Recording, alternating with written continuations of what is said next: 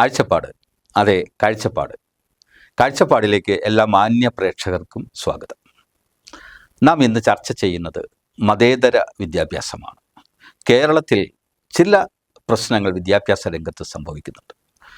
മൂല്യവത്തായ പ്രശ്നങ്ങൾ ഒട്ടേറെ ഉണ്ടെങ്കിൽ പോലും ചില മതപരമായ കൈകടത്തലുകൾ അത് ഒരു മതനിരപേക്ഷ സമൂഹത്തിന് എത്രമാത്രം ഭൂഷണമാണ്. ഇന്നത്തെ ചർച്ച മതനിരപേക്ഷ വിദ്യാഭ്യാസം. ഇന്നിപ്പോൾ ഈ വിഷയവുമായി ബന്ധപ്പെട്ട് ചർച്ചയ്ക്ക് എത്തിയിരിക്കുന്നത് ശ്രീ ജോർജ് മാത്യു സാറാണ്. അദ്ദേഹം ഒരു വ്യാഴവട്ടത്തിലേറെക്കാലം മാർബേസിൽ ഹയർ സെക്കൻഡറി സ്കൂളിൻ്റെ പ്രിൻസിപ്പളായിരുന്നു, കോതമംഗലം.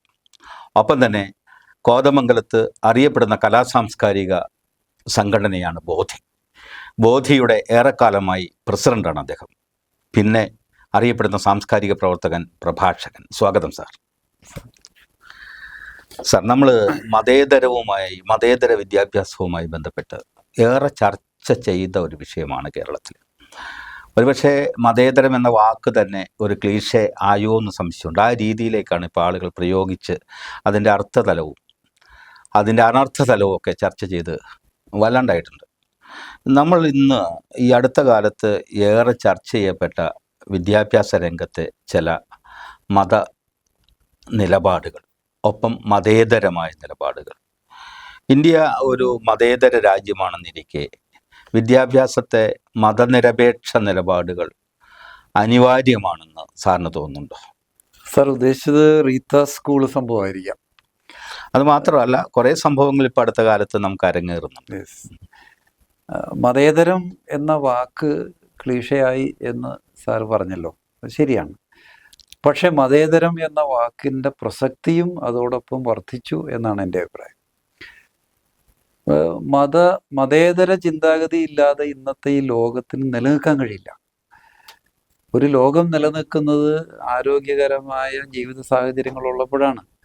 പല രാജ്യങ്ങൾക്കും പ്രതികൂല സാഹചര്യങ്ങൾ വന്നുപെട്ടിട്ടുള്ളത്, രാഷ്ട്രീയമായി പ്രതികൂല സാഹചര്യം, പിറകോട്ടടിയൊക്കെ വന്നുപെട്ടിട്ടുള്ളത് അവരുടെ നിലപാടുകളുടെ പ്രശ്നമാണ്. അതിൻ്റെ ഏറ്റവും വലിയ ഉദാഹരണമാണ് നമ്മുടെ അയൽ രാജ്യങ്ങൾ. സാറിനറിയായിരിക്കും, സാർ ഓർക്കുന്നുണ്ടാവുമല്ലോ, 1947 ഇന്ത്യ വിഭജനവുമായി ബന്ധപ്പെട്ട് ഹാർവാർഡ് യൂണിവേഴ്സിറ്റി ഒരു പഠനം നടത്തിയത്, എനിക്ക് തോന്നുന്നത് 30 ലക്ഷം പേര് മരിച്ചു എന്ന തരത്തിലാണ്. അത്ര ഭീകരമായ ഒരു സാഹചര്യത്തിൽ നിന്നാണ് ഇന്ന് കാണുന്ന ഇന്ത്യയിലേക്ക് നമ്മൾ മാറിയിട്ടുള്ളത്. കേരളത്തിലെ സാഹചര്യം കുറച്ച് വ്യത്യസ്തമാണ്. കേരളത്തിൽ ജീവിച്ചു പോകാം എന്ന് പറഞ്ഞാൽ അത് അതിശയോക്തിയല്ല. മറ്റു പല സംസ്ഥാനങ്ങളിലെയും സ്ഥിതി അതല്ല. അതുകൊണ്ട് തന്നെ മതേതര കാഴ്ചപ്പാട് സംരക്ഷിക്കണം. അതിന് വലിയ വെല്ലുവിളികൾ ഉണ്ടാവും. അതുകൊണ്ട് തന്നെയാണ് എനിക്ക് തോന്നുന്നത് ഭരണഘടനയുടെ ശില്പികൾ, പ്രത്യേകിച്ച് അംബേദ്കർ, ഇതിനെപ്പറ്റി വലിയ ചർച്ചകളും വലിയ സംവാദങ്ങളും നടത്തി വർഷങ്ങൾ കൊണ്ടാണ് ഈ ഭരണഘടനയുടെ കരട് തയ്യാറാക്കിയത്.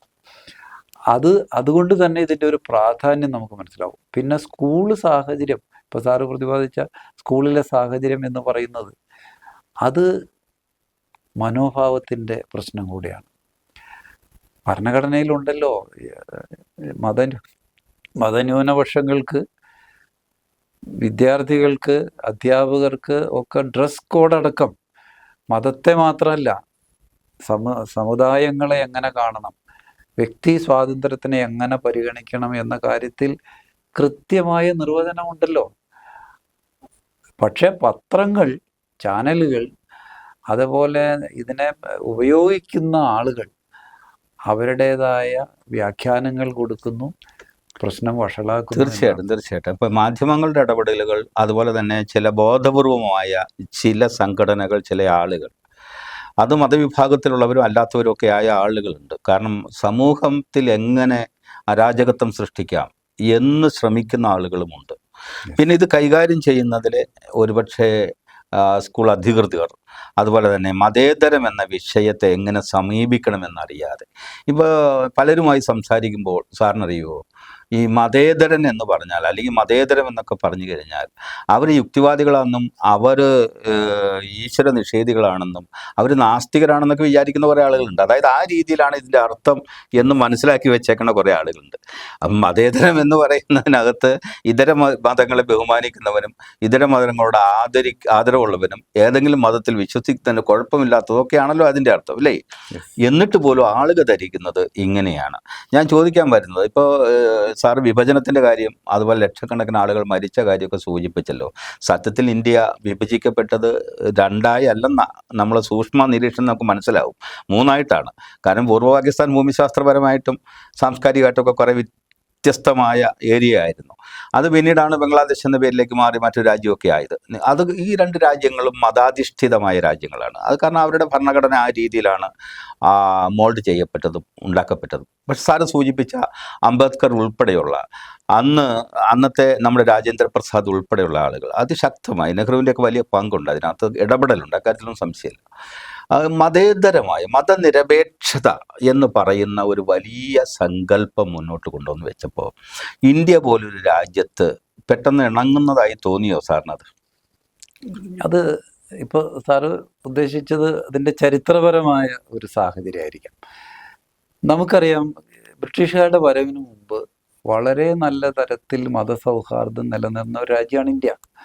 പ്രത്യേകിച്ച് മുഗളന്മാർ ഭരിക്കുമ്പോൾ അന്യമതസ്ഥർക്ക് വലിയ പ്രാധാന്യവും വലിയ പങ്കാളിത്തവുമാണ് ഭരണത്തിലുണ്ടായിരുന്നത്. പക്ഷേ ബ്രിട്ടീഷുകാരുടെ ഒരു പോളിസി എന്ന് പറഞ്ഞാൽ അവർക്ക് ഇമ്പീരിയലിസ്റ്റ്, അവരുടെ സാമ്രാജ്യത്വ നയങ്ങൾക്ക് വേണ്ടിയിട്ട് ഉതകുന്ന ഒരു നയം അവർ രൂപീകരിച്ചത് ഡിവൈഡ് ആൻഡ് റൂൾ പോളിസിയാണ്. എങ്ങനെ വിഭജിക്കാം, എങ്ങനെ ജനങ്ങളെ തളർത്തി അവരുടെ ഊർജം ചോർത്തി എങ്ങനെ അവരെ നന്നായി ചൂഷണം ചെയ്യുക എന്നുള്ളതായിരുന്നു അവരുടെ പരീക്ഷണ തന്ത്രം. അതിൻ്റെ ഭാഗമായിട്ടാണ് ബംഗാൾ വിഭജനം മുതൽ ഇങ്ങോട്ട് എവിടെയൊക്കെ സാമുദായിക കലാപം, വർഗീയ കലാപം, മതപരമായ വിഭജനം ഉണ്ടാക്കാമോ അവിടെയെല്ലാം ബ്രിട്ടീഷുകാരത് പരീക്ഷിച്ചിട്ടുണ്ട്. അതിൻ്റെ ഉദാഹരണങ്ങൾ നിരവധിയാണ്. എങ്കിലും നമ്മുടെ സ്വാതന്ത്ര്യാനന്തര ഇന്ത്യയിൽ ഇന്ന് ഇന്ത്യയിൽ കാണുന്നത് പോലെ രൂക്ഷമായ ഒരു സാമുദായിക മത സ്പർദ്ധ പ്രശ്നം ഇല്ലായിരുന്നു എന്നതാണ് സത്യം. സത്യത്തിൽ സാർ ഉദ്ദേശിക്കുന്നത് ഈ മതേതര കാഴ്ചപ്പാട് സ്വാതന്ത്ര്യാനന്തര ഭാരതത്തിലുണ്ടായ ഒരു വെളിപാടല്ല, നേരെ മറിച്ച് ഇന്ത്യയുടെ പ്രാചീന കാലം മുതൽ തന്നെ ഇന്ത്യയിൽ നിലനിന്ന ഒരു നന്മയുടെ ചില അംശങ്ങൾ തന്നെയാണ് മതേതര രൂപത്തിൽ നമ്മൾ ഭരണഘടനയിൽ ഉൾപ്പെടുത്തിയത്. തുടക്കത്തിൽ ഭരണഘടനയിൽ മതേതരത്വം പറഞ്ഞില്ലായിരുന്നു എന്നാണ് പറയുന്നത്. അത് 1976 42ാമത്തെ അമെൻമെന്റിലാണ് അത് കൊണ്ടുവന്നത്. അത് കൊണ്ടുവന്നതിന്റെ കാരണം തന്നെ ഇത് ഒരു പ്രശ്നമായി വളരുന്നു എന്ന തിരിച്ചറിവാണ്. അതുവരെ ഇത്രയധികം രൂക്ഷമായി മതത്തിൻ്റെ അടിസ്ഥാനത്തിലും ജാതിയുടെ അടിസ്ഥാനത്തിലും മനുഷ്യനെ തിരിക്കുന്ന, വേർതിരിച്ച് കലഹത്തിന് വഴിതെളിക്കുന്ന ഒരു രാഷ്ട്രീയ ഒരു മുതലെടുപ്പിന് വേണ്ടിയിട്ടുള്ള ശക്തികൾ അത് അത്രയങ്ങ് പ്രവർത്തിച്ചില്ല എന്നുള്ളതാണ്. ആ പ്രവർത്തനം, ഈ സ്വന്തം ലാഭത്തിന് വേണ്ടിയിട്ടുള്ള പ്രവർത്തനം വളരെയധികം കൂടിയിട്ടുണ്ട്, പ്രത്യേകിച്ച് ഇപ്പോഴത്തെ ഇന്ത്യയിൽ. നമ്മുടെ ജനാധിപത്യ മൂല്യങ്ങൾ, ആ മൂല്യസങ്കല്പങ്ങൾ, നമ്മുടെ മതേതര സങ്കല്പങ്ങൾ എല്ലാം ചേർന്നാണല്ലോ നമ്മുടെ ഭരണഘടന മറ്റ് രാജ്യങ്ങളിൽ നിന്ന് വ്യത്യസ്തമാകുന്നത്. ഇപ്പോൾ ലോകത്ത് ഭരണക്രമങ്ങൾ സാറിന് അറിയാവുന്ന പോലെ ജനാധിപത്യ ഭരണക്രമങ്ങൾ, ഒരു സമഗ്രാധിപത്യ ഭരണക്രമങ്ങൾ, ഒപ്പം തന്നെ രാജവാഴ്ചകൾ, ഇങ്ങനെ പലതരത്തിലുള്ള ഭരണക്രമങ്ങൾ നിലനിൽക്കുമ്പോൾ തന്നെ ഇന്ത്യയെക്കുറിച്ച് നമ്മൾ പറയുമ്പോഴൊക്കെ ഒരു ജനാധിപത്യ സെക്കുലർ അല്ലെങ്കിൽ മതനിരപേക്ഷ രാജ്യമെന്ന് നമ്മൾ അഭിമാനത്തോടെയാണ് പറയുന്നത്, ഇല്ലേ? ഒരു മതത്തിന് വലിയ പ്രാധാന്യം, ഭൂരിപക്ഷ പ്രാധാന്യമുള്ള ഒരു നാട്ടിൽ നമ്മൾ ഇതിനെ മതേതര രാജ്യം എന്ന് തന്നെയാണ് വിളിക്കുന്നത്, കാര്യത്തിലൊരു സംശയമില്ല. അതിനിടയിൽ ചില കുഴപ്പങ്ങളൊക്കെ സംഭവിക്കുന്നുണ്ടാവും, അതല്ല നമ്മുടെ ചർച്ച. പക്ഷേ മതേതരം എന്ന നമ്മുടെ കാഴ്ചപ്പാടിൽ നമ്മൾ അഭിമാനമുള്ളവരാണ്. അപ്പോൾ അതിനാണ് അടുത്ത കാലത്ത് വിദ്യാഭ്യാസ രംഗത്ത് പോലും ചില കടന്നുകയറ്റങ്ങൾ സംഭവിക്കുന്നത്. തീർച്ചയായിട്ടും. അപ്പോൾ ഇപ്പം നമ്മൾ പറഞ്ഞു വന്നത് അത് തന്നെയാണ് സാറേ. ഇപ്പോൾ ഉദാഹരണം പറഞ്ഞാൽ ബ്രിട്ടീഷുകാർ യൂറോപ്പിൽ നിന്നാണ് വന്നത്. ഇംഗ്ലണ്ട്, ഫ്രാൻസ്, ജർമ്മനി അടക്കമുള്ള രാജ്യങ്ങളിൽ അവർ പിന്തുടരുന്ന മതേതര പോളിസിയുണ്ട്. അത് സ്റ്റേറ്റിൻ്റെ അഡ്മിനിസ്ട്രേഷനും മതവും തമ്മിൽ അവിടെ 100% സെപ്പറേറ്റാണ്. അവർ വേർതിരിച്ചാണ് കാണുന്നത്. മതത്തിന് ഒരു തരത്തിലും ഭരണകാര്യങ്ങളിൽ ഇടപെടാൻ അവിടെ അനുവദിക്കാറില്ല. അതേ യൂറോപ്യൻസ് ആണ് ഇവിടെ ഇൻക്ലൂസീവ് പോളിസി എന്ന് പറഞ്ഞാൽ മതത്തിനെ കൂടെ ഉൾപ്പെടുത്തിയിട്ടുള്ള ഭരണതന്ത്രം ഇവിടെ പയറ്റി നോക്കിയത്. അത് വിജയം കണ്ടു എന്നതിൻ്റെ തെളിവാണ് പിന്നീട് വന്ന രാഷ്ട്രീയ ശക്തികൾ. എന്ന് പറഞ്ഞാൽ സ്വാതന്ത്ര്യാനന്തര ഇന്ത്യയിൽ ബ്രിട്ടീഷുകാരുടെ അതേ പോളിസി തുടർന്നു വന്ന ധാരാളം രാഷ്ട്രീയ ശക്തികൾ. മതം രാഷ്ട്രീയത്തിൽ ഇടപെട്ടതിൻ്റെ മുഴുവൻ തിക്തതയും തിക്തഫലങ്ങളും അനുഭവിച്ച് വളർന്നവരാണല്ലോ അവര്. നമ്മൾ ഡാർക്ക് ഏജ് എന്ന് വിളിക്കുന്ന മധ്യദശകം ഒക്കെ അതിൻ്റെ വലിയ സാക്ഷ്യപത്രങ്ങളാണല്ലോ. അതുകൊണ്ടായിരിക്കുമോ അവർ പക്ഷെ അത് തന്നെ ഇവിടെ പയറ്റി നോക്കി അല്ലേ? തീർച്ചയായിട്ടും. അതുമാത്രമല്ല, ഇപ്പോൾ ഭരണഘടന ഉണ്ടാക്കിയപ്പോൾ അതിൽ വളരെ കൃത്യമായ ആർട്ടിക്കിൾ 14 വ്യക്തി സ്വാതന്ത്ര്യത്തിനും തുല്യതയ്ക്കുമാണ് പ്രാധാന്യം കൊടുത്തത്. പക്ഷേ 15 മുതൽ ഇങ്ങോട്ട് 30 വരെയുള്ള ആർട്ടിക്കിൾസ് എടുത്താൽ 27 ഒരു തരത്തിലും മതബോധനം ഉണ്ടാകാൻ പാടില്ല എന്നാണ്. 28 അത് തന്നെയാണ്. 30 പറയുന്നത് മതന്യൂനപക്ഷങ്ങൾക്ക് അവർക്ക് സ്ഥാപനങ്ങൾ നടത്താനും അതിന് വളരെ വ്യക്തമായ ഒരു ഡെഫിനിഷൻ, ഒരു നിർവചനം തന്നെ കൊടുത്തിരിക്കുകയാണ്. അധ്യാപകരെങ്ങനെ ആയിരിക്കണം, വിദ്യാർത്ഥികൾ എങ്ങനെ ആയിരിക്കണം. ഈ അടുത്ത കാലത്തുണ്ടായ പ്രശ്നം വിദ്യാർത്ഥികളുടെ വേഷവുമായി ബന്ധപ്പെട്ടാണല്ലോ. വിദ്യാർത്ഥികളുടെ വേഷം തീരുമാനിക്കാനുള്ള അവകാശം സ്കൂൾ അധികൃതർക്കുണ്ട് എന്നാണ് നമ്മുടെ ഭരണഘടനയിലുള്ളത്. അതാണ് ചാനലുകൾ മറച്ചുവെച്ചു എന്ന് ഞാൻ ആദ്യം സൂചിപ്പിച്ചത്. ചാനലുകൾ, പത്രമാധ്യമങ്ങൾ ഈ നമ്മുടെ ഭരണഘടനയുടെ നിർവചനം കൂടെ ചേർത്ത് വാർത്തകൾ കൊടുത്തിരുന്നെങ്കിൽ ഒരു തരത്തിലും അതൊരു പ്രശ്നമായി വളരില്ലായിരുന്നു. അത്തരം പ്രശ്നങ്ങൾ ഉണ്ടാകുന്നതിൽ വലിയ പങ്ക് പലർക്കും ഉണ്ട് സാർ, പലർക്കും ഉണ്ട്. പക്ഷെ ഒപ്പം തന്നെ ഈ സ്ഥാപന മേധാവികൾ ഇത്തരം പ്രശ്നങ്ങളെ മുന്നിൽ കണ്ട് കൈകാര്യം ചെയ്യുന്നതിലും ചില പിഴവുകളുണ്ട്. തീർച്ചയായിട്ടും. അത് കാരണം ഒരു സംസ്ഥാനത്ത് അല്ലെങ്കിൽ രാജ്യത്തായാലും നിലനിൽക്കുന്ന ഒരു സാംസ്കാരിക അന്തരീക്ഷമുണ്ട്, രാഷ്ട്രീയ അന്തരീക്ഷമുണ്ട്, സാമുദായിക അന്തരീക്ഷമുണ്ട്. ഇതൊക്കെ കാലകാലങ്ങളിൽ മാറിയും മറിഞ്ഞു നോക്കിയാണ്. നമ്മൾ പഴയ കാലത്തുള്ള ഒരു സൗഹാർദ്ദമൊന്നും ഇപ്പം ജനങ്ങളിൽ കാണുന്നില്ല. അതിനൊക്കെ പല കാരണങ്ങളുണ്ട്, സാറിനറിയാലോ. പക്ഷേ ഈ വിദ്യാഭ്യാസ രംഗത്തും അതിൻ്റെ തലപ്പത്തും ഉള്ളവർക്കൊക്കെ ഈ മാറ്റങ്ങൾ തൊട്ടറിഞ്ഞ് ജീവിക്കേണ്ടവരല്ലേ? അത് നമ്മുടെ സമീപനത്തിൻ്റെ ഒരു പ്രശ്നമുണ്ട്. എന്ന് പറഞ്ഞാൽ നമ്മുടെ വിദ്യാഭ്യാസ സമ്പ്രദായം അടിമുടി പരിഷ്കരിക്കേണ്ടിയിരിക്കുന്നു. ഓരോ വർഷം ചെല്ലുന്തോറും എമ്പതി എന്ന വികാരം എന്ന് പറഞ്ഞാൽ മറ്റുള്ളവരുടെ പ്രശ്നങ്ങൾ മനസ്സിലാക്കാനും അവരോട് സഹാനുഭൂതി തോന്നാനുമുള്ള വികാരം കുറഞ്ഞു പോകുന്നു എന്നത് സത്യം തന്നെയാണ്. ശ്രീനാരായണ ഗുരു അവിടെ നെയ്യാറിൽ മുങ്ങി നിവർന്നപ്പോൾ അദ്ദേഹത്തിൻ്റെ ഒരു കല്ലുണ്ടായിരുന്നു അദ്ദേഹത്തിൻ്റെ കയ്യിൽ. അദ്ദേഹം കരയുകയായിരുന്നു. ഈ കല്ല് പിടിച്ചുകൊണ്ട് കരയിൽ വന്നിരുന്ന് കരയുകയായിരുന്നു. എത്ര നേരം കരഞ്ഞു എന്ന് പോലും അറിയില്ല. അതിൻ്റെ കാരണം ഈ മതസ്പർദ്ധ കൂടിയ ഒരു സമൂഹത്തിൽ എങ്ങനെ ജീവിക്കും, ഈ സമൂഹം നശിച്ചു പോകുമോ എന്നുള്ള ആശങ്കയായിരുന്നിരിക്കണം ഒരുപക്ഷെ. അത്രയധികം എന്ന് പറഞ്ഞാൽ സാമൂഹ്യ പരിഷ്കർത്താക്കളുടെ വിളനിലമായിരുന്ന ഒരു സംസ്ഥാനത്താണ് നമ്മുടെ രാജ്യത്ത് ധാരാളം സ്കൂളുകൾ ഉണ്ടായത്. നമ്മുടെ സംസ്ഥാനത്ത് ഈ സ്കൂളുകൾ നടത്തുന്ന ആളുകൾ, സാർ പറഞ്ഞ പോലെ, അവരുടെ ഒരു ദീർഘവീക്ഷണ കുറവ് സംഭവിച്ചിട്ടുണ്ട്. സാറേ, തീർച്ചയായിട്ടും ഉണ്ട്. അതായത് ഞാൻ അതിലേക്കൊന്നും നമ്മളത് പോസ്റ്റ്മോർട്ടം ചെയ്യാനല്ല, നടന്ന വിഷയത്തെ പോസ്റ്റ്മോർട്ടം ചെയ്യുക ചർച്ചയുടെ ലക്ഷ്യമേ അല്ല. പക്ഷേ എന്നാൽ പോലും ന്യൂനപക്ഷ അവകാശങ്ങൾ ഉണ്ട് എന്ന കാര്യത്തിൽ തർക്കമില്ല. അത് സുപ്രീം കോടതി പറയുന്നുണ്ട്, എല്ലാവരും, അല്ലെങ്കിൽ തന്നെ ഭരണഘടന പറയുന്നുണ്ടല്ലോ. അതിശക്തമായ ഭരണഘടന ന്യൂനപക്ഷ അവകാശങ്ങളെ, അവരുടെ ആരാധന സ്വാതന്ത്ര്യത്തെ, ഒപ്പം തന്നെ അവരുടെ വിദ്യാഭ്യാസ സ്വാതന്ത്ര്യത്തെക്കുറിച്ചൊക്കെ പറയുന്നുണ്ട്. പക്ഷേ എല്ലാ നിയമങ്ങൾക്കും അപ്പുറത്ത്, എല്ലാ ഭരണഘടനകൾക്കും അപ്പുറത്ത് ചില ധാർമ്മികമായ കാഴ്ചപ്പാടും കൂടി വേണ്ടതാണ്. ഒരു കൂട്ടർക്കല്ല, എല്ലാ കൂട്ടർക്കും. ഇപ്പോൾ ഈ വിദ്യാഭ്യാസ സ്ഥാപനങ്ങൾ നടത്തുന്ന എല്ലാ കൂട്ടർക്കും അത് വേണ്ടതാണ്. ഈ മതം എന്ന് പറയുന്നത് സത്യത്തിൽ മനുഷ്യനെ നന്നാക്കുന്നതിന് വേണ്ടി, ഇപ്പോൾ ഒരു മതത്തെയും നമുക്ക് ആർക്കും കുറ്റം പറയാൻ അവകാശമില്ല. എല്ലാ മതം, സർവ്വമതസാരമേകമെന്ന് പറയുന്നത് ഇപ്പോൾ അങ്ങ് സൂചിപ്പിച്ച ശ്രീനാരായണ ഗുരുവാണ് പറഞ്ഞു വെച്ചത്.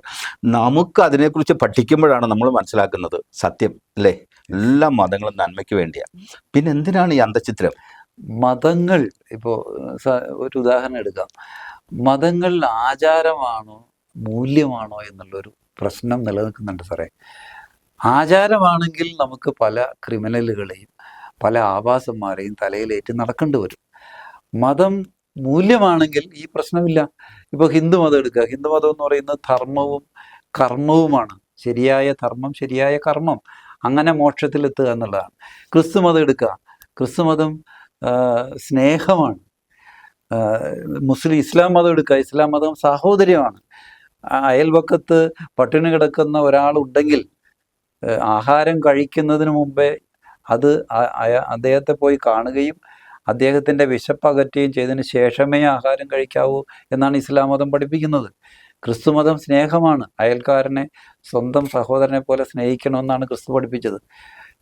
ഇങ്ങനെ നോക്കിയാൽ മൂല്യങ്ങൾ ആണ് നമ്മൾ പരിഗണിക്കുന്നതെങ്കിൽ മതങ്ങൾ തമ്മിൽ ഒരു പ്രശ്നത്തിനും കാരണമില്ല. അപ്പൊ സ്നേഹത്തിന്റെ, സാഹോദര്യത്തിന്റെ, ധർമ്മത്തിന്റെ, കർമ്മത്തിന്റെ ഒക്കെ ഒരു മേഖലകളിലൂടെയാണ് എല്ലാ മതങ്ങളും സഞ്ചരിക്കുന്നത്. തീർച്ചയായിട്ടും. സത്യത്തിൽ മനുഷ്യന് ക്ഷേമം ഉണ്ടാവണമെന്നും അടിസ്ഥാനപരമായി മനുഷ്യൻ നന്നാവണമെന്നും ആഗ്രഹിക്കുകയാണ് മതങ്ങൾ, ഇല്ലേ? ഇപ്പൊ സാറ് സൂചിപ്പിച്ച മൂല്യങ്ങളും ഒപ്പം തന്നെ ആചാരങ്ങളും ഉണ്ടല്ലോ.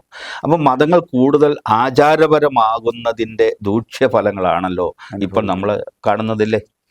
അതിൻ്റെ പിന്നിൽ ഒരു സ്ഥാപിത താല്പര്യമുണ്ട്. നമുക്കറിയാമല്ലോ, ഇപ്പോൾ ബ്രാഹ്മണ്യ മേധാവിത്വമാണ് മതങ്ങളുടെ ഉത്ഭവം എന്ന് പറയുന്നത്. മനുഷ്യൻ ഉണ്ടായിട്ട് ഇപ്പോൾ ഹോമോ സ്പീഷീസ് ഉണ്ടായിട്ട് 20 ലക്ഷം വർഷം ഉണ്ടായിട്ടുണ്ട്. സാപ്പിയൻസ് ഉണ്ടായിട്ട് തന്നെ 3 ലക്ഷം വർഷം ഉണ്ടായിട്ടുണ്ട്. നമ്മുടെ പ്രമോഡിയൽ ഹവ എന്ന് പറയുന്ന ബോട്സ്വാനയിൽ കണ്ടുപിടിച്ച സ്കെലിട്ടൺ ഉണ്ടായിട്ട് തന്നെ 1 ലക്ഷം വർഷമായിട്ടുണ്ട്. അപ്പോൾ ഈ 1 ലക്ഷം വർഷം കൊണ്ട് നമ്മൾ നേടിയത് എല്ലാം തിരസ്കരിക്കപ്പെടുകയും നശിപ്പിക്കപ്പെടുകയും ചെയ്യുന്ന ചില പ്രവണതകൾ ഇപ്പോൾ ഉണ്ടായി വരികയാണ്. അത് കവി പറഞ്ഞ പോലെ തിരിച്ചു പോവരുത് നീ പണ്ട് വിട്ടുപോകുന്ന മൃഗത്തിനെ തിരയുവാൻ എന്ന് പറയുന്നുണ്ട്. ഈ മതബോധം വല്ലാതെ വർദ്ധിക്കുകയും മനുഷ്യർ മനുഷ്യരായി മാറുകയും ചെയ്യുന്നത് വിനാശകരമായൊരു.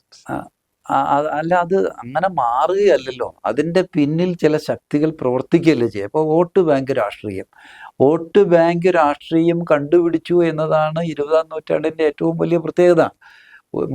മതത്തിൻ്റെ അടിസ്ഥാനത്തിൽ ഒരു ധ്രുവീകരണം നടത്തിയാൽ ആ വോട്ടുകൾ എൻ്റെ പാർട്ടിയുടെ കീശയിൽ വീഴും എന്ന തിരിച്ചറിവാണ്. അല്ല, ഈ മതം എങ്ങനെയാണ് ഇത്രമാത്രം സ്വാധീനിക്കപ്പെടുന്നത് മനുഷ്യനെ?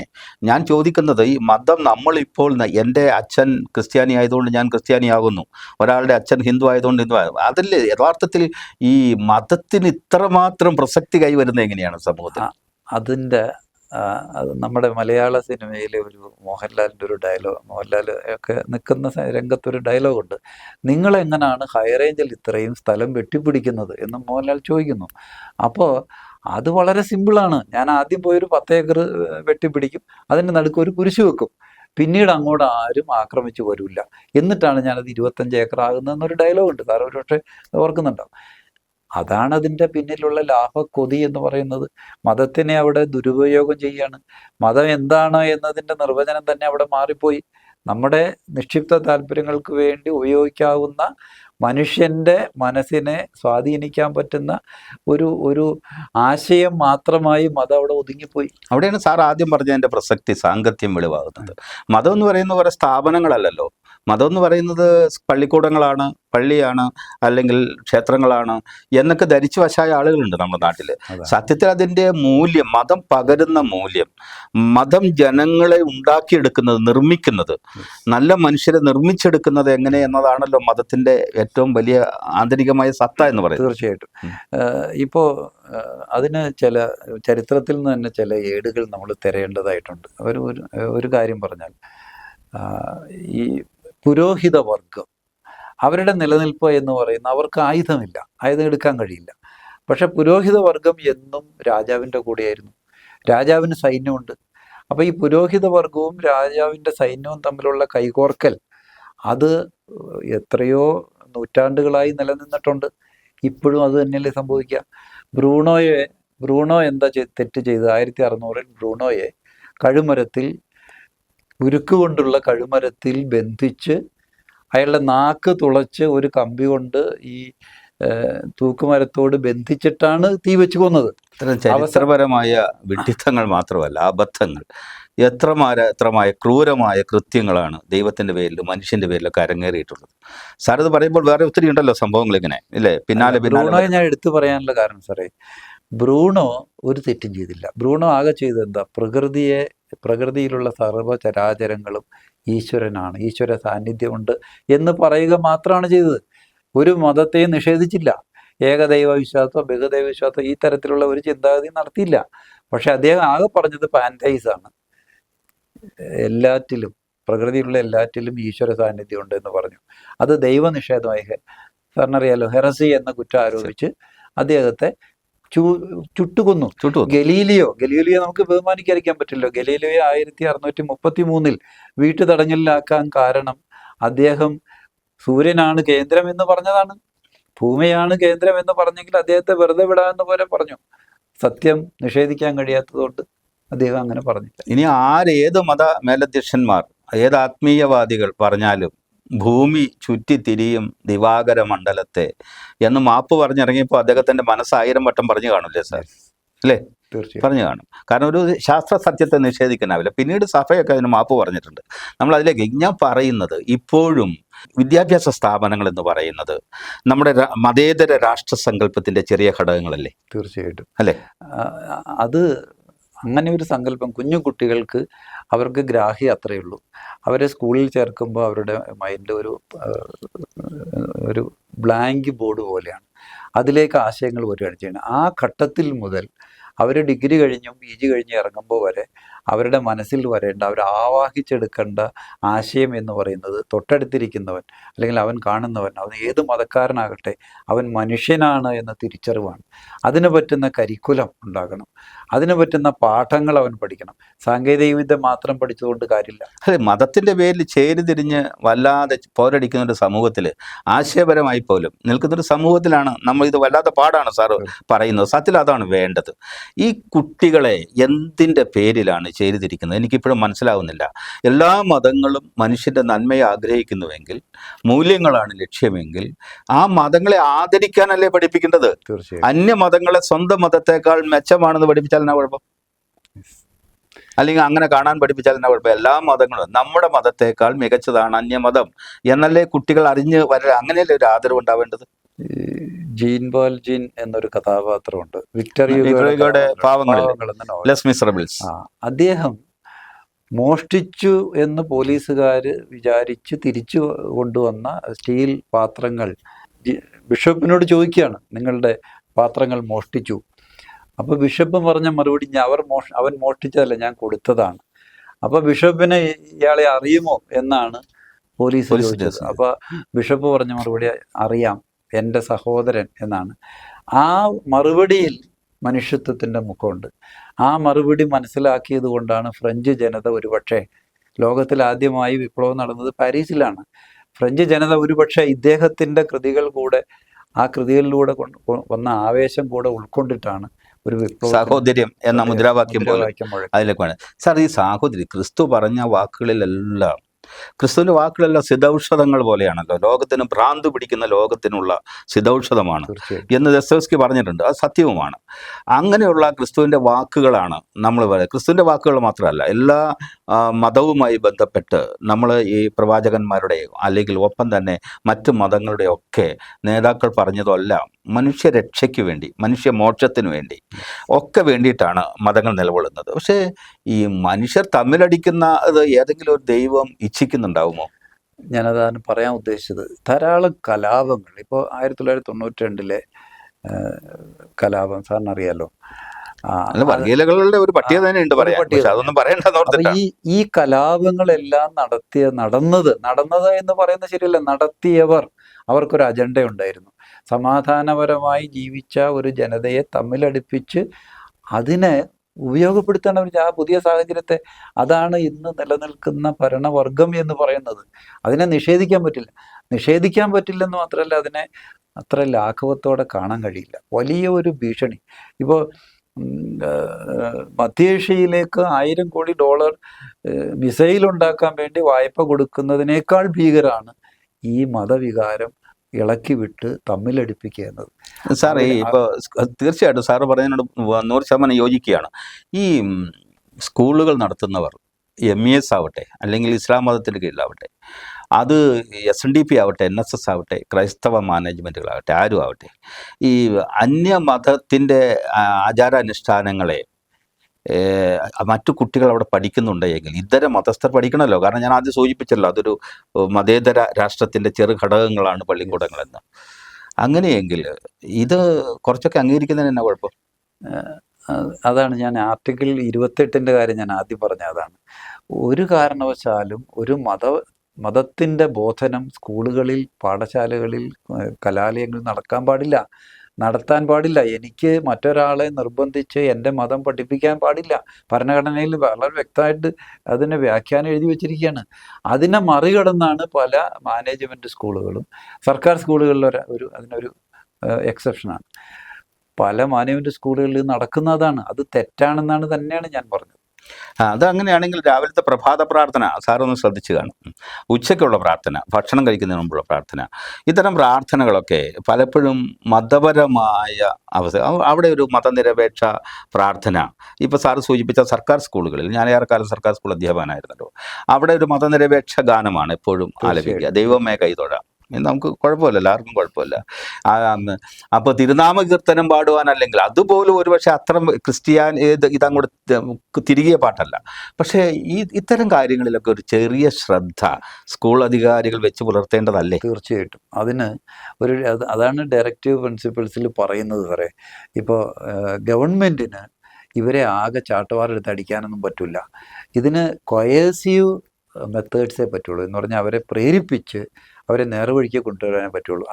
അത് തന്നെയാണ് ഈ റിത്ത സംഭവത്തിലും ഗവൺമെൻറ് എടുത്ത നിലപാട്. തീർച്ചയായിട്ടും അവിടെ ഒരു പ്രേരണയുടെ ആവശ്യം പോലും എന്തിനാണ് സാർ? ഇവരെല്ലാം വിദ്യാഭ്യാസമുള്ളവരാണ്, ഇവരൊരു മതേതര സമൂഹത്തിൽ ജീവിക്കേണ്ടവരാണ്. ഇവർക്കറിയാലോ മറ്റ് മതസ്ഥരായ ആളുകൾ വരുന്നുണ്ട്. ഞാനിത് ഒരു സമുദായം, ക്രിസ്ത്യൻ സമുദായത്തെ മാത്രം ഉദ്ദേശിച്ചല്ല, എല്ലാ സമുദായക്കാരും ശ്രദ്ധിക്കേണ്ട ഒരു കാര്യമാണ്. അപ്പോൾ അവിടെ മറ്റ് മതസ്ഥരും ഉണ്ട്. അപ്പോൾ അങ്ങനെയാണെങ്കിൽ അവർക്കുമുണ്ട് ചില ആചാരപരമായ, അനുഷ്ഠാനപരമായ ചില സവിശേഷതകൾ. ആ ബഹുസ്വരതയും കൂടി അംഗീകരിക്കുന്ന ഒരു സമൂഹത്തിൻ്റെ ചെറു ഘടകമായി പള്ളിക്കൂടം മാറുന്നതല്ലേ ഉത്തമം? എല്ലാ കുട്ടികളും അവർക്ക് അവരുടേതായ ചിന്താഗതി ഉണ്ട്. അവർ വരുന്ന കുടുംബങ്ങൾ വ്യത്യസ്തമാണ്, ആ കുടുംബങ്ങളിലെ വിശ്വാസങ്ങൾ വ്യത്യസ്തമാണ്. ഇതിനെ ഉൾക്കൊള്ളുക എന്ന് പറയുന്നതാണ് ഏറ്റവും മഹത്തരമായ കാര്യം. പക്ഷേ പല സ്കൂളുകൾക്കും, പല മാനേജ്മെൻറ്റുകൾക്കും, പല സ്ഥാപനങ്ങൾക്കും അത് കഴിയാറില്ല. അവരുടെ സ്വന്തമായ ചില ആചാരങ്ങൾ, വിശ്വാസങ്ങൾ ഇത് അടിച്ചേൽപ്പിക്കുന്നതിലൂടെ കിട്ടുന്ന ഒരു സംതൃപ്തി യഥാർത്ഥത്തിൽ അത് നിരർത്ഥകമാണ് എന്ന തിരിച്ചറിവ് ഇല്ല എന്നതാണ് സത്യം. ഈ മതം എന്ന് പറയുന്നത് രാഷ്ട്രീയക്കാർ ആലോചിക്കുമ്പോൾ ശരിക്ക് കറന്നെടുക്കാൻ പറ്റിയ ഒരു പശുവാണ് തീർച്ചയായിട്ടും എന്നവർ ചിന്തിക്കുകയും, വളരെ നേരത്തെയൊക്കെ മതം, ഇപ്പോൾ രാജ്യത്തിൻ്റെ മുഴുവൻ ആളുകൾ ഒരു മതത്തിലെ വിശ്വാസികളാണെന്നിരിക്കട്ടെ, പക്ഷേ ആ രാഷ്ട്രത്തിന് മതമില്ല, അതാണ് മതനിരപേക്ഷ രാഷ്ട്രം എന്ന് പറഞ്ഞ ആളാണല്ലോ ഗാന്ധി. അദ്ദേഹം പറഞ്ഞത്. അപ്പോൾ എത്ര വലിയൊരു കാഴ്ചപ്പാടാണ്. പക്ഷെ ആ കാഴ്ചപ്പാടൊക്കെ മാറിയിട്ട് ഇപ്പം മതങ്ങളെ എങ്ങനെ തങ്ങളുടെ ആവശ്യത്തിന് ഉപയോഗിക്കാമെന്ന് രാഷ്ട്രീയ പാർട്ടികൾ വിചാരിക്കുകയാണ്. തീർച്ചയായിട്ടും. എന്താണ് ഈ സാധാരണ ജനത്തിന് അത് മനസ്സിലാവാത്തത്? അത് നമുക്കിപ്പോൾ ഒത്തിരി ഒന്നും പ്രതീക്ഷിക്കാൻ കഴിയില്ല ജനങ്ങളിൽ നിന്ന്. ജനങ്ങൾക്ക് കിട്ടുന്നത് തിരികെ കണ്ണാടി പോലെയാണ്. അവർക്ക് എന്താണ് കിട്ടിയത്? അവർക്ക് കുഞ്ഞുങ്ങൾക്ക് സ്കൂളിൽ നിന്ന് കിട്ടിയത് തന്നെ ആണ് അവർ മുതിർന്നു വരുമ്പോഴും വളർന്നു വരുമ്പോഴും അവരുടെ ചിന്താഗതികളായി രൂപപ്പെടുന്നത് അത് തന്നെയാണ്. ആ ചിന്താഗതികളിലാണ് ഈ പറയുന്ന വിഷം കലർന്നിട്ടുള്ളത്. മതനിരപേക്ഷ ആശയങ്ങൾ ഉൾക്കൊണ്ട പാഠങ്ങൾ പഠിക്കുന്നതിന് പകരം മതാന്ധത ആണ് അവർക്ക് വിളമ്പി കൊടുക്കുന്നത്. അതിൻ്റെ റിഫ്ലക്ഷനാണ് മുതിർന്ന ആളുകളിലും കാണുന്നത്. ഇപ്പം ഈ ചായക്കട ചർച്ചകളിൽ പോലും ഇപ്പോൾ ഈ വർഗീയത വല്ലാതെ വിഷം കലരുന്നുണ്ട്. ശ്രദ്ധിക്കുന്നുണ്ട്. ഞാൻ അതൊക്കെ ശ്രദ്ധിച്ചാണ് പോകുന്നത്. കാരണം ആളുകൾ എന്തൊക്കെയോ കേട്ടിട്ട് അത് എന്താണെന്ന് മനസ്സിലാക്കാതെ, അത് വിശകലനം ചെയ്യാതെ, അപഗ്രഥിക്കാതെ പോവുകയാണ് മുന്നോട്ട്. ഇപ്പം 4 വോട്ടിന് വേണ്ടി എന്തും പറയാം എന്നൊരവസ്ഥ രാഷ്ട്രീയക്കാർക്കിടയിലുണ്ട്. അതൊക്കെ ജനങ്ങൾ ശ്രദ്ധിക്കുന്നുണ്ട്. ഞാൻ സാറിനോട് ചോദിക്കുന്ന മറ്റൊരു കാര്യം, നമ്മുടെ പാഠ്യപദ്ധതിയിൽ എന്താണ് ഈ മൂല്യബോധത്തിന്, സദാചാരബോധത്തിന് വേണ്ടുന്ന സ്ലോട്ട്സ് കാര്യമായിട്ടില്ലാത്തത്? നമ്മുടെ ഭരണഘടന അനുസരിച്ച് വിദ്യാഭ്യാസം പെടുത്തിയിട്ടുള്ളത് കൺകറന്റ് ലിസ്റ്റിലാണ്. അപ്പോൾ കേന്ദ്ര ഗവൺമെൻറ്റിനും സംസ്ഥാന ഗവൺമെൻറ്റുകൾക്കും ഇതിൽ തുല്യ പങ്കാളിത്തമാണ്. എന്ന് പറഞ്ഞാൽ ഇവിടെ കുട്ടികൾ എന്ത് പഠിക്കണം എന്ന് തീരുമാനിക്കാനുള്ള അവകാശം ഈ സ്റ്റേറ്റ് ഗവൺമെൻറ്റിനുണ്ട്. പക്ഷേ എങ്കിലും ഈ അടുത്ത കാലത്തായിട്ട് കേന്ദ്ര ഗവൺമെൻറ് അതിലും ഇടപെട്ടുകൊണ്ടിരിക്കുകയാണ്. PM ശ്രീയൊക്കെ വരുന്ന കാലമാണ്. ഞാനത് ചർച്ചയിലേക്ക് പോകാനല്ല, എന്നാൽ പോലും വലിയ അജണ്ടകളാണ് വരുന്നത്. അപ്പോൾ അതൊക്കെ വിദ്യാഭ്യാസ രംഗത്ത് എങ്ങനെ പ്രതിഫലിക്കുമെന്നതിനെ സംബന്ധിച്ചൊക്കെ കണ്ടറിയണം. ഞാൻ പറയാൻ വന്നത്, ഏതായാലും ഈ ഇതുവരെയുള്ള നമ്മുടെ ചരിത്രത്തെ, നമ്മുടെ ചരിത്ര ബോധ്യങ്ങളെ, നമ്മുടെ പൊതുബോധത്തെ ഒക്കെ മാറ്റിമറിക്കുന്ന എന്തൊക്കെയോ സംഭവിച്ചുകൊണ്ടിരിക്കുന്നു സാർ. ഇപ്പം ലോകത്താകെ എടുത്താൽ നമ്മളിപ്പോൾ സംസ്ഥാനം വിട്ട് രാജ്യം വിട്ട് ലോകത്തിൻ്റെ ഒരു സാഹചര്യം എടുക്കാം. 4000-ഓളം റഫായിട്ട് എസ്റ്റിമേറ്റ് ചെയ്ത 4000-ഓളം മതങ്ങളുണ്ട് ലോകത്ത്. ഈ മതങ്ങൾ തമ്മിൽ പോരടിക്കാൻ തുടങ്ങിയാൽ ഇപ്പോൾ അടുത്ത കാലത്തെ ഒരു ട്രെൻഡ് എന്ന് പറയുന്നത് ഇപ്പോൾ ലോകത്തിൻ്റെ ഏറ്റവും കൂടുതൽ ജീവിത സുഖ സൂചിക തന്നെ ഉണ്ടല്ലോ, അതിൽ മതത്തിന് ഏറ്റവും പ്രാധാന്യം കുറഞ്ഞ രാജ്യങ്ങളിലാണ് ഏറ്റവും മുന്നിൽ നിൽക്കുന്നത്. സ്കാൻഡിനേവിയൻ രാജ്യങ്ങൾ. അതാണ് അതിൽ നിന്ന് തന്നെ വ്യക്തമാണ് ഈ മനുഷ്യൻ്റെ തെറ്റായ ചിന്താഗതികളല്ല ജീവിത സുഖം നൽകുന്നത്, ശരിയായ അധ്വാനവും ചിന്താഗതികളുമാണെന്നാണ്. പക്ഷേ അതിൻ്റെ കൂടെ തന്നെ പറയേണ്ട ഒരു കാര്യമുണ്ട്, ഒരു മതത്തിൽ വിശ്വസിക്കുന്നു എന്നതുകൊണ്ട് അയാളെ വെറുക്കാൻ പാടില്ല. പൂർണ്ണമായി വിശ്വസിച്ചും ബഹുമാനിച്ചും മാത്രമേ അയാളുമായി സഹവർത്തിത്വം പറ്റുള്ളൂ. അല്ല, അക്കാര്യത്തിൽ ഇതാണ് തർക്കം. ഇന്ത്യയുടെ ഒരു പ്രത്യേക സാഹചര്യത്തിൽ, നമ്മുടെ നാടിൻ്റെ സാഹചര്യത്തിൽ മതവിശ്വാസികളാണ് ഏറെ എന്ന് മാത്രമല്ല, മതവിശ്വാസം കൊണ്ട് ആർക്കും ദോഷമൊന്നുമില്ലല്ലോ. ദോഷം എന്ന് പറയുന്നത് യഥാർത്ഥ മതവിശ്വാസം കൊണ്ട്. യഥാർത്ഥമാണ് മതവിശ്വാസമെങ്കിൽ, മതങ്ങൾ പഠിപ്പിക്കുന്ന മൂല്യബോധങ്ങൾ കറക്റ്റാണ് എങ്കിൽ അത് തീർച്ചയായിട്ടും സാർ അത് ശരിയാണല്ലോ. മൂല്യങ്ങളാണ് പഠിപ്പിക്കുന്നതെങ്കിൽ മതം തെറ്റല്ല. അതുമാത്രമല്ല, മറ്റൊരാൾ ചിന്തിക്കുന്ന കാര്യങ്ങളിൽ ഇടപെടാൻ എനിക്കെന്ത് അവകാശം? അതാണ് ആർട്ടിക്കിൾ 14 പറയുന്ന. അതാണ് ചിന്തിക്കാനും പ്രവർത്തിക്കാനും ഉള്ള തുല്യമായ അവകാശത്തിൽ മറ്റൊരാൾക്ക് ഇടപെടാൻ കഴിയില്ല. സുപ്രീം കോടതി വളരെ കൃത്യമായി ധാരാളം കേസുകൾ, ഈ സമാന സ്വഭാവമുള്ള ധാരാളം കേസുകൾ സുപ്രീം കോടതിയിൽ വന്നപ്പോൾ അവർ പറഞ്ഞ കാര്യം, കോടതി പറഞ്ഞത്, നമ്മുടെ ഭരണഘടനയിലെ അന്തർലീനമായ തത്വം എന്ന് പറയുന്നത് മതാധിഷ്ഠിതമല്ല, മതേതരമാണ്. ഇന്ത്യ എന്ന് പറയുന്ന ഒരു മതേതര രാജ്യമാണ്, എല്ലാവരെയും ഉൾക്കൊള്ളാൻ കഴിയുന്ന. ഈ സങ്കല്പത്തിൽ, ഈ സമീപനത്തിൽ അംബേദ്കർ അടക്കമുള്ള ഭരണഘടനാ കമ്മിറ്റി ഒരു വ്യതിയാനം വരുത്തിയിട്ടുണ്ട്.